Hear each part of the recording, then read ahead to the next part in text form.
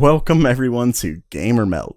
Today it looks like Supermicro is planning a comeback. The 1660 Ti was spotted on Amazon, and there's a 3GB version. But first, I'm going to be in the patrons chat channel on the Gamer Melt Discord server for the first couple hours after I post this video. And today's topic is Navi. Will it be any good? You can join the channel by donating as little as $2 a month on Patreon, and even if you see this after the first 2 hours, I'm going to do this a lot, and I'm also guaranteeing that I'll answer all genuine hardware questions even after when I get to them. So head to that link in the description below. Supermicro, a motherboard maker that was once popular among enthusiast PC builders a decade ago, looks to be making a comeback.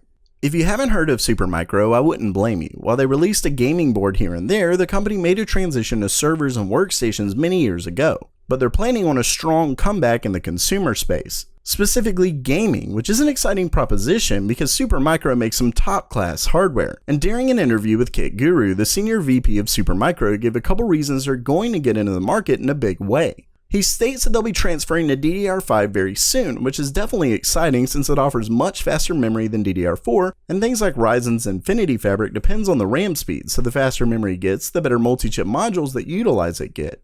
Now, he also mentioned PCI Express 4.0, but that'll likely be at a later date, and since modern graphics cards can't fully utilize the bandwidth of 3.0, you're not really going to see a difference in 4. Well, other than say SSDs. Still, it's nice hearing a company excited for future tech, and I think we can all agree that more competition is a plus. Next up for today, the GTX 1660 Ti was spotted not once, but twice on Amazon. The GPU was a part of 2 upcoming iBuyPower PCs listed on the site. What's interesting is that it gives us a very real and concrete release date for the 1660 Ti, and it's the same date rumored not long ago, February 22nd. Now, I can't say that the 1660 Ti will be available for system builders that date, but with tons of packaging leaked, I'd be surprised if that wasn't the case. Another interesting part of these PCs is that one comes with an i5-9400F, and if you've been keeping up with the channel, that's the upcoming version of Intel CPUs which lack an integrated GPU. It's a move that's definitely smart for Intel since gamers with discrete cards don't use the iGPU anyway. Basically, between the cheaper 1660 Ti and Intel's chips, we're finally going to see some better prices on hardware. Speaking of the 1660 Ti, there's a 3GB version of the card spotted in the Eurasian Economic Commission. The GPU was posted by Asus, and they're offering both a 3 and 6GB version.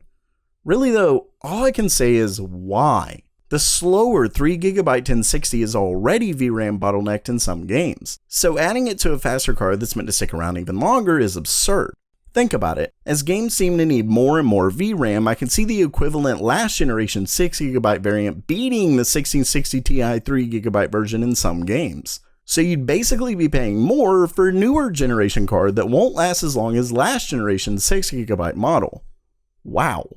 Of course, I understand the need for lower prices, but there's got to be a better way to bring down the cost. With that said, just because it's on here doesn't necessarily mean it'll become a product, it's just a very good indication. So while that does it for today, what did you think of the news? Excited for a cheaper 1660 Ti, or are you as annoyed as me that they still may be wanting to offer a 3GB model? Let me know down in the comments below, and if you liked the video, definitely make sure to subscribe. And as always, have a great day.